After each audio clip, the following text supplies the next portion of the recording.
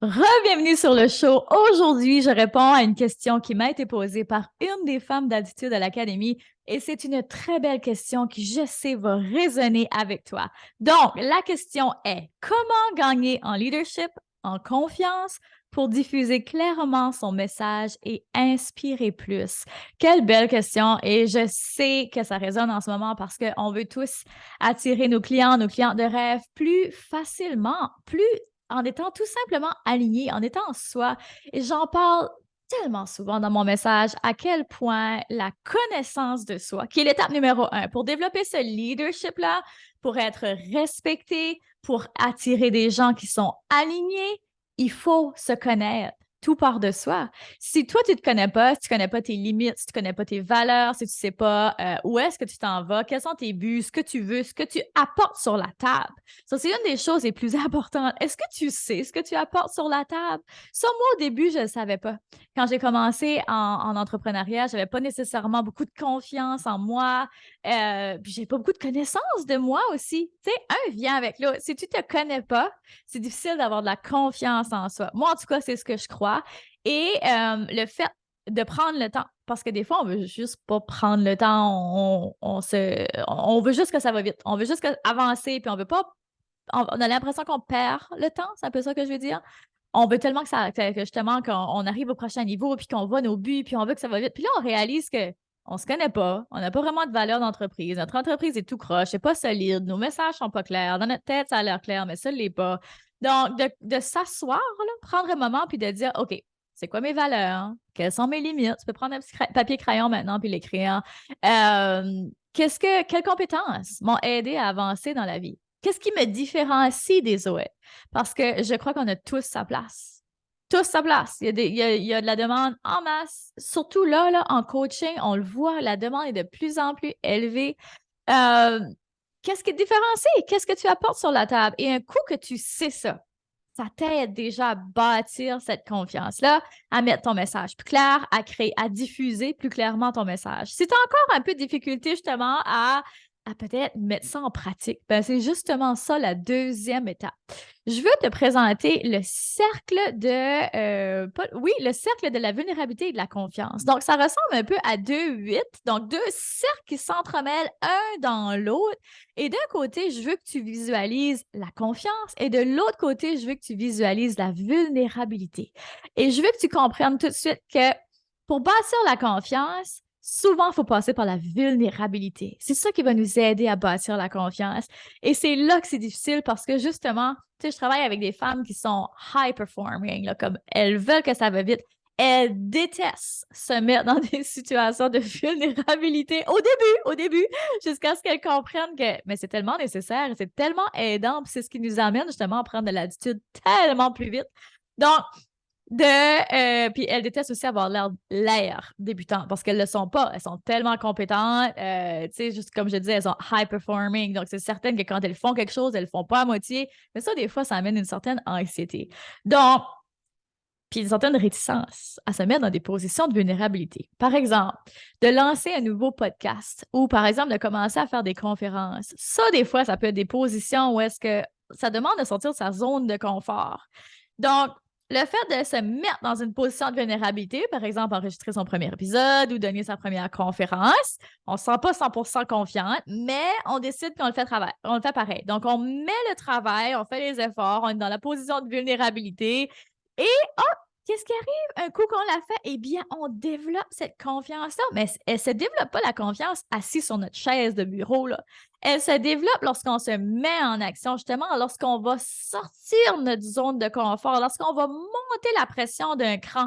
Et lorsque la magie arrive, lorsqu'on passe de l'autre côté du cercle et qu'on s'en va du bord de la confiance, le plus on bâtit de confiance à travers cette vulnérabilité-là, le plus on n'a plus peur de se mettre dans des situations de vulnérabilité. Le moins de réticence, je devrais dire, parce qu'il y a quand même une certaine peur, c'est normal, mais il y a moins de réticence parce qu'on le sait que c'est ça qui va nous aider à bâtir cette confiance-là. Et ça, moi, ça m'a tellement aidé à progresser en business parce que j'étais quelqu'un qui se cachait derrière le perfectionnisme.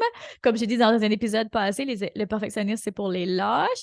Et je sais que ça froisse des petites plumes, mais quand même, c'est ça que c'est. Et j'en étais une qui se cachait derrière ce perfectionnisme-là, qui ne passait pas à l'action. Mais mon Dieu, que ça m'a retardé dans l'entrepreneuriat. OK, toute chose arrive pour une raison, le timing de la vie, j'y crois et tout ça, là, absolument. Et j'ai confiance, puis je vois que du beau et du positif. Mais reste que maintenant, avec un autre regard, quand je regarde derrière, je me dis, si je me serais mis dans des positions de vulnérabilité plus souvent, j'aurais été willing, j'aurais eu le guts, comme on dit, de le faire plus souvent, j'aurais progressé beaucoup plus vite. Puis si aujourd'hui, je peux t'aider à aller plus vite, ben voilà, bienvenue. Donc, juste ça, mais va falloir que tu le fasses, OK? De juste le savoir, ça c'est bien, mais de le mettre en pratique, c'est mieux. Donc, deuxième point. Troisième point, ça va être d'agir en cohérence avec ton message. Et que celui-là aussi, il est important. Quand je dis d'agir en cohérence avec ton message, là, c'est que tu ne peux pas dire à quelqu'un de faire quelque chose si toi, tu ne le fais pas. Une leader ne dit pas aux autres, hey, faites ça, mais elle le fait pas. Moi, je peux pas dire à ma gang à l'académie, you know what, les filles, sortez de votre zone de confort, comme agissez avec confiance, ayez la foi, comme, tu sais, puis moi, je le fais pas. Ben voyons, tu sais, directement là, il y a un disconnect et ça, les gens le ressentent. L'énergie, elle est partout, tout est énergie, tout est fréquence. Les gens le voient. Et là, je sais que ça peut faire peur quand je dis ça. Tout ce que je dis, c'est de faire de son mieux. Tu sais, le cher fake it till you make it, là, donc fais semblant jusqu'à temps que tu réussis. J'ai comme une relation amour-haine avec ça. Je comprends le point de la citation du sens comme fais juste passer à l'action, puis un jour, tu vas y arriver, I get it. Mais si au lieu, on faisait juste un petit rajustement à ça, puis justement, on agissait avec authenticité, alignement. Mais pour ça, pour être capable d'avoir un message aligné et d'agir avec cohérence, il faut savoir qui on est. Il faut savoir ce qu'on amène sur la table. Il faut savoir justement qu'est-ce qu'on veut, qui est-ce qu'on veut attirer, puis quel type de leader est-ce qu'on veut être. Et un coup qu'on a tout ça de mise en place, là, c'est beaucoup plus facile d'agir en cohérence avec son message. Est-ce que ça veut dire que, parce que des fois, je le sais, là, on a envie de parler de nouveaux sujets, puis on ne se sent pas super, il y a le champ syndrome de l'imposteur, donc on ne se sent pas encore super à ce niveau-là, mettons, le prochain niveau où est-ce qu'on veut aller. Je comprends totalement. Mais est-ce qu'on peut peut-être réajuster le message par rapport au niveau où est-ce qu'on est? Donc, si, mettons, moi, je veux parler d'un nouveau sujet, mais que je sais que je suis pas, comme je le maîtrise pas encore 100%, ben, je ne vais pas faire semblant que je connais le sujet, OK? Je vais peut-être juste parler de ce que je connais du sujet. Et je vais peut-être spécifier avec ma connaissance actuelle, voici ce que je connais du sujet, voici ce que j'en comprends, puis voici ce que je pense qui peut être aidant pour toi. That's it. Comme c'est pas gagnant pour personne de faire semblant qu'on a tout de figure out, qu'on a tout compris, hein, pour dire la bonne traduction. C'est pas aidant pour personne et je pense qu'on n'a jamais tout compris. Par exemple, moi, quand je regarde toutes les sphères de ma vie, j'en ai tellement encore à apprendre. Oui, j'ai compris une pile de choses, j'ai figure out une pile de choses, mais il me reste encore à comprendre, puis j'en aurai toujours, puis on en aura toujours. Pourquoi? Parce que, par exemple, si on regarde, par exemple, la maternité dans ma vie, ouais, il y a beaucoup de choses que j'ai compris, il y a beaucoup de choses que, tu sais, j'ai fait des essais-erreurs, maintenant, yes, c'est comme ça fonctionne. Sauf que les gens avec qui je suis en relation, là, par exemple, mes enfants, ben, eux autres aussi, ils évoluent. Sauf ce que moi, je croyais que j'avais compris, ça a fonctionné pour un temps.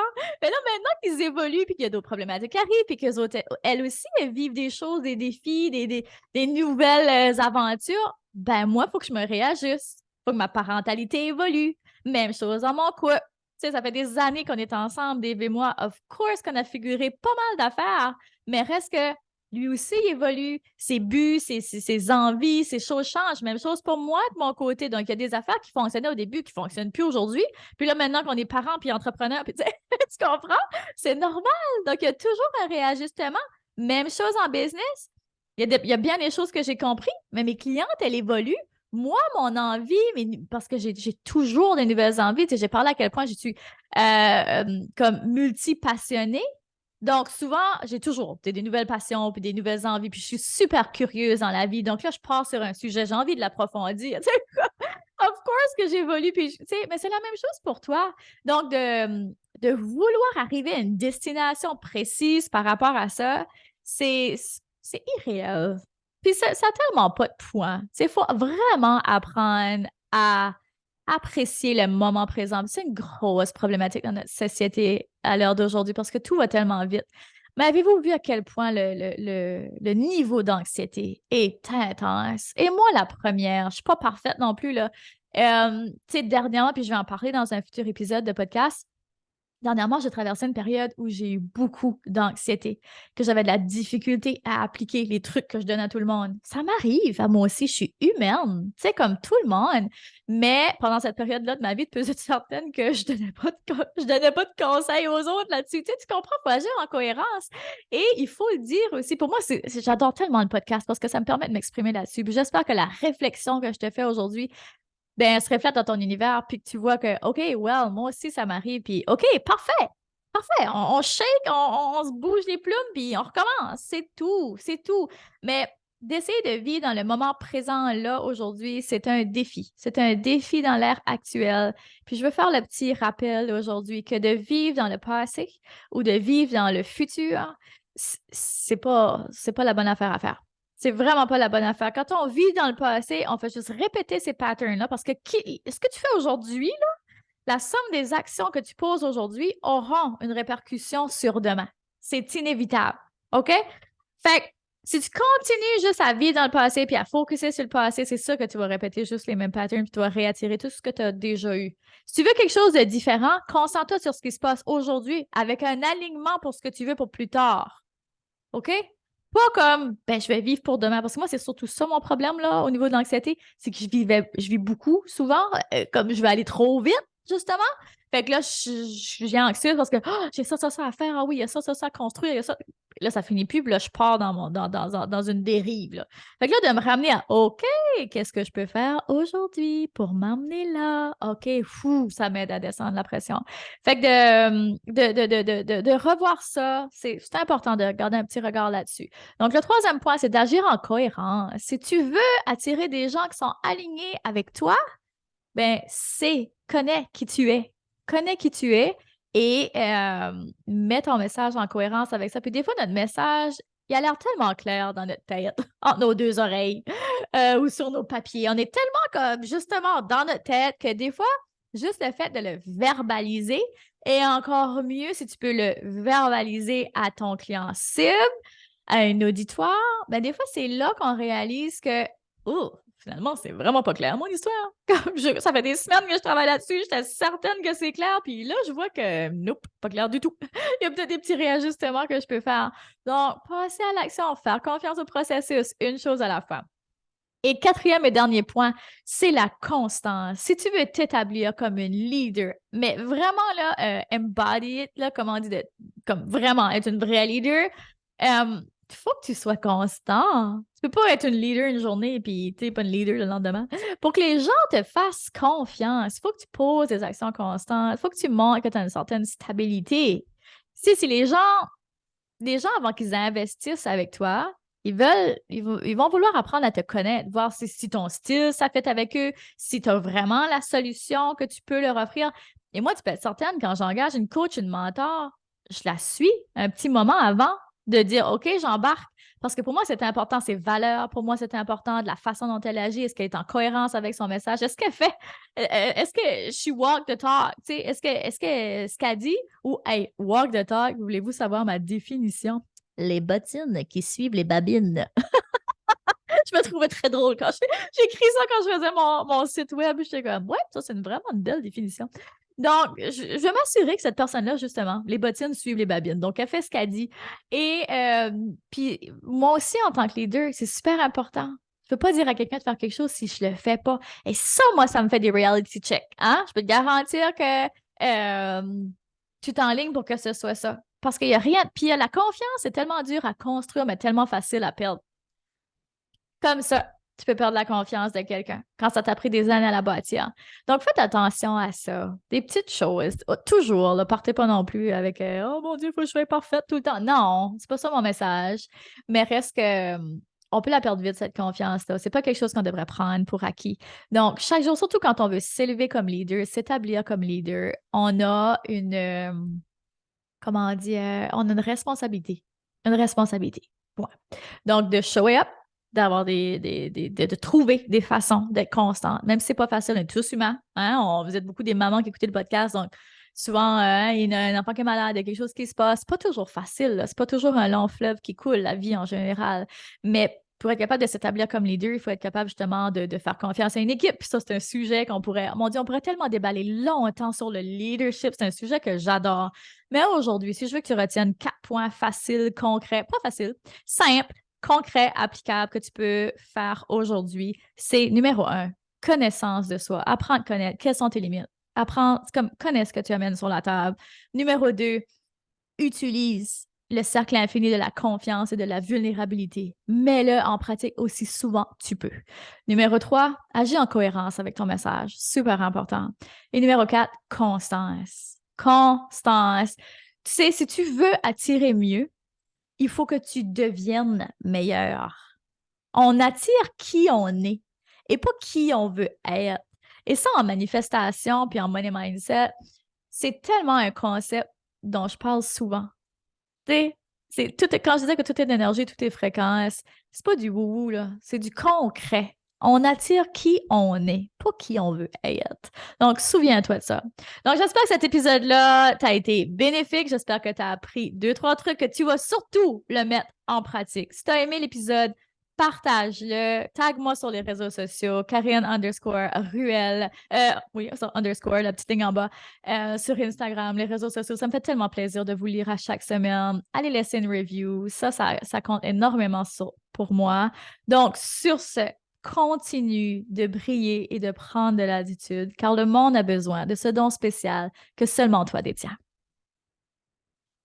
Vous venez d'écouter le podcast Altitude. Pour ne rien manquer des prochains épisodes, abonnez-vous au podcast et cliquez sur le 5 étoiles. Vous pouvez aussi consulter nos outils gratuits créés pour vous au www.podcastaltitude.com. Merci d'avoir été là et à très bientôt dans le prochain épisode Femmes d'Altitude.